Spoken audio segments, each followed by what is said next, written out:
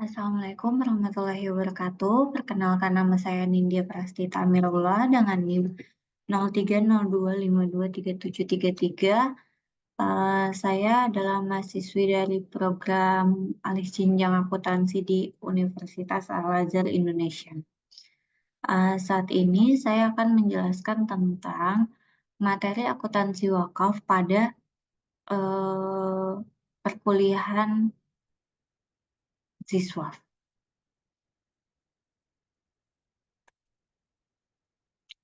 It- eh, Akuntansi wakaf sendiri adalah pertama, wakaf adalah sebuah istilah dalam Islam yang merujuk pada proses penyerahan atau donasi harta benda oleh seseorang atau kelompok untuk tujuan amal atau kepentingan umum yang sesuai dengan syariat Islam.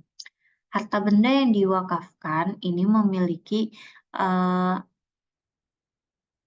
akan menjadi milik umum dan tidak dapat diwariskan atau dimiliki secara pribadi oleh wakif atau orang yang berwakaf atau mungkin penerusnya.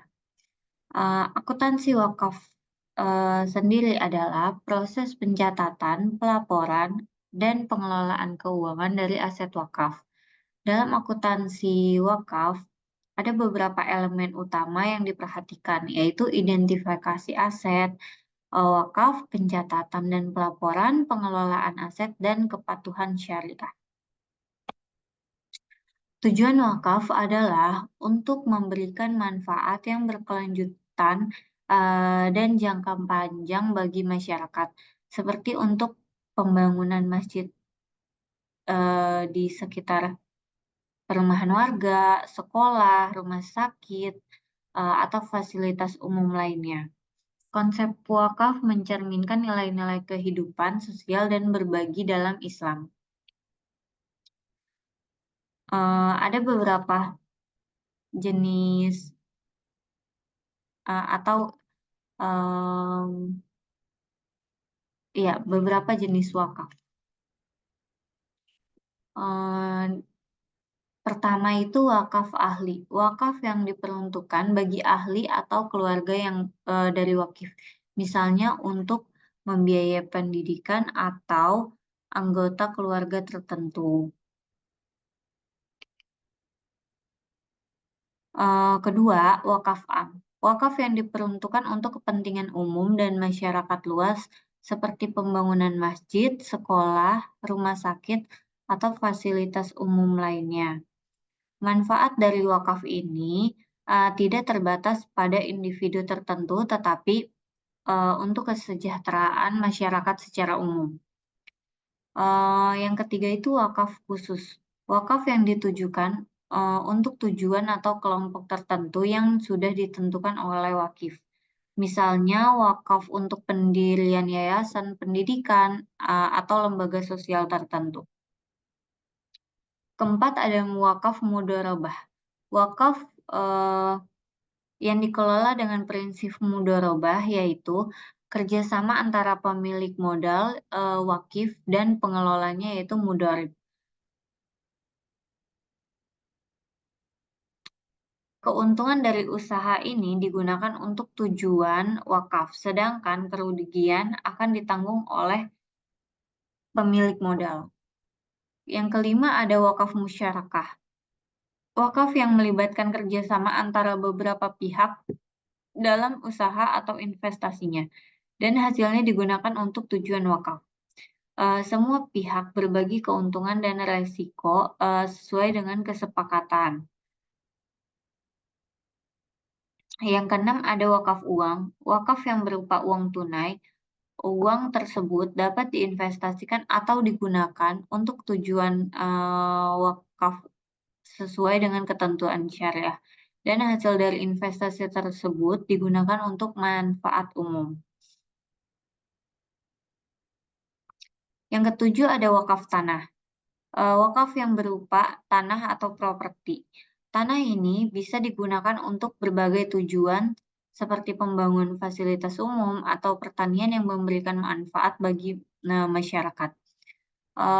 Yang kedelapan ada wakaf bangunan. Wakaf yang berupa barang atau benda seperti buku, peralatan, atau barang lainnya yang bisa digunakan untuk kepentingan umum. Wakaf sendiri itu terbagi dari ada yang wakaf full diberikan kepada masyarakat untuk dimanfaatkan dengan baik, atau ada yang wakaf ini tuh ditentukan waktunya, mungkin 10 tahun atau berapa. Jadi setelah itu, eee, barang atau sesuatu yang diwakafkan tersebut akan dikembalikan kembali. Eee, syarat-syarat Syarat-syarat wakaf yaitu pertama wakif, pemilik yang berwakaf. Eee, ada akil, akil itu yaitu, wakif harus orang dewasa yang berakal sehat sehingga bisa membuat keputusan dengan sadar. Kedua ada ikhlas, wakif harus berniat baik dan ikhlas, tidak untuk tujuan duniawi atau keuntungan pribadi. Yang kedua ada mauquf alaih, pihak yang menerima manfaat. Manfaat dari wakaf harus ditujukan untuk kepentingan umum atau kelompok tertentu yang telah ditetapkan. Penerima manfaatnya harus jelas, dan tidak bertentangan dengan prinsip syariah. Yang ketiga ada, mauquf yaitu harta yang diwakafkan. Harta yang diwakafkan ini, harus berupa barang yang bisa dikuasai dan dinyatakan secara jelas, seperti tanah, bangunan, atau uang. Harta tersebut harus, milik wakif dan tidak, dalam sengketa. Yang kedua itu harta yang bermanfaat, eee, harta yang diwakafkan harus memiliki nilai manfaat, jangka panjangnya.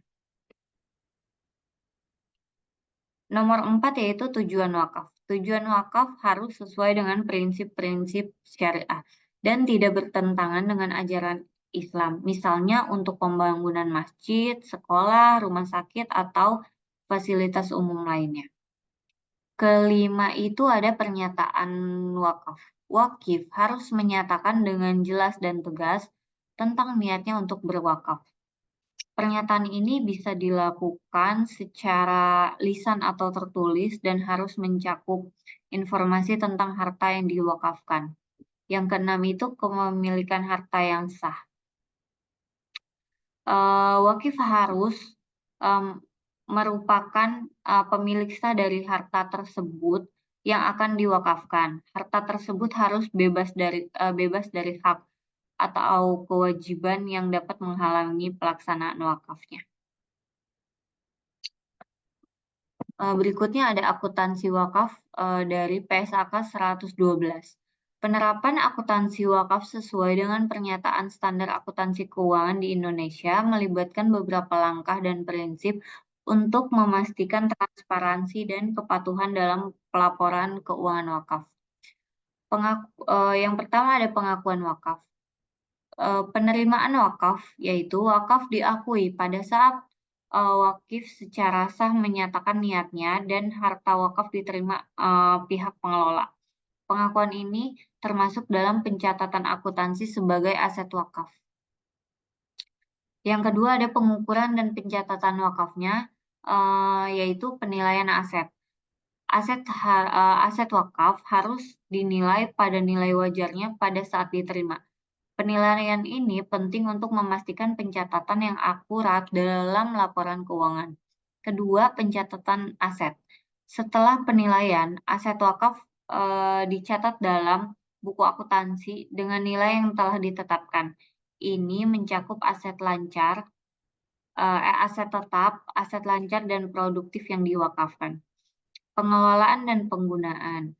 Pencatatan transaksi. Semua transaksi yang berkaitan dengan pengelolaan aset wakaf seperti biaya pemeliharaan, investasi, atau pengeluaran operasional harus dicatat dengan rinci. Yang kedua itu di pendapatan dari aset wakaf. Jika aset wakaf menghasilkan pendapatan seperti dari investasi atau sewa, pendapatan ini harus dicatat dan dilaporkan sesuai dengan PSAK 112. Untuk pelaporan keuangannya sendiri itu ada laporan posisi keuangan, melaporkan posisi keuangan termasuk aset wakaf, kewajiban terkait, dan ekuitas wakaf. Ini memberikan gambaran lengkap tentang status aset dan kewajibannya. Yang kedua itu adalah laporan aktivitas, menyediakan informasi tentang pendapatan dan pengeluaran terkait dengan wakaf, termasuk biaya operasional dan hasil investasi. Ketiga itu ada laporan perubahan ekuitas, menunjukkan perubahan dalam ekuitas wakaf, termasuk sumbangan baru, hasil investasi, dan penggunaan dana sesuai dengan tujuan wakaf. Untuk pengungkapannya sendiri, pengungkapan aset wakaf harus mencakup informasi detail mengenai jenis aset wakaf, nilai, dan tujuan penggunaannya. Kebijakan akuntansinya yaitu menjelaskan kebijakan akuntansi yang diterapkan untuk pengelolaan dan pelaporan wakaf, termasuk metode penilaian dan pencatatannya. Untuk kepatuhan syariah mengungkapkan bagaimana pengelolaan wakaf mematuhi prinsip syariah, termasuk kebijakan investasi dan penggunaan dana. Terakhir itu ada audit dan kepatuhan. Audit yaitu melakukan audit internal dan eksternal secara berkala untuk memastikan bahwa pengelolaan dan pelaporan keuangan wakaf sesuai dengan PSAK 112 dan prinsip syariah. Yang kedua ada kepatuhan terhadap peraturan. Memastikan bahwa semua praktik akuntansi dan laporan keuangan itu mematuhi peraturan yang berlaku dan standar akuntansi yang ditetapkan. Untuk contoh kasusnya di sini ada pada tanggal 1 Maret 2024 PT Wakaf Sejahtera menerima wakaf berupa tanah dari seorang donatur. Tanah tersebut dinilai sebesar 500 juta dan digunakan untuk pembangunan sekolah. Pada bulan yang sama, PT Wakaf Sejahtera mengeluarkan biaya sebesar 10 juta rupiah untuk pemeliharaan dan administrasi tanah tersebut. Yang pertama itu ada jurnal untuk mencatat penerimaan tanah sebagai wakaf. Tanggal 1 Maret 2024, jurnalnya ada tanah pada wakaf yaitu 500 juta rupiah. Penjelasannya debit tanah itu mencatat penerimaan tanah sebagai aset tetap yang diwakafkan. Nilai tanahnya sebesar 500 juta dicatat pada debit untuk mencerminkan penambahan aset tetap. Di kreditnya ada wakaf yaitu mencatat penerimaan wakaf sebesar 500 juta pada kredit untuk mencerminkan adanya sumbangan wakaf yang diterima. Yang kedua itu ada jurnal untuk mencatat pengeluaran biaya pemeliharaan dan administrasi. Tanggal 31 Maret 2024, jurnalnya ada biaya pemeliharaan pada kas dengan nominal 10 juta rupiah. Kenapa di debit ada biaya pemeliharaan, yaitu untuk menunjukkan pengeluaran yang dikeluarkan untuk menjaga dan mengelola tanah yang diwakafkan. Di kredit ada kas yaitu mencatat pengeluaran dari kas perusahaan untuk membayar biaya pemeliharaan dan administrasi. Hal ini menunjukkan berkurangnya saldo kas sebagai akibat dari pengeluaran tersebut. Kesimpulannya untuk penutup adalah akuntansi wakaf sesuai PSAK 112 mencakup pencatatan, pengukuran, dan pelaporan aset wakaf untuk memastikan transparansi dan akuntabilitas. Ini melibatkan pengakuan aset wakaf pada nilai wajarnya, pencatatan pendapatan dan pengeluaran terkait, serta pelaporan keuangan yang jelas. Tujuannya adalah untuk mengelola aset wakaf secara efektif dan memastikan bahwa semua transaksi sesuai dengan prinsip syariah dan standar akuntansi. Untuk kurang lebihnya saya mohon maaf, terima kasih. Wassalamualaikum warahmatullahi wabarakatuh.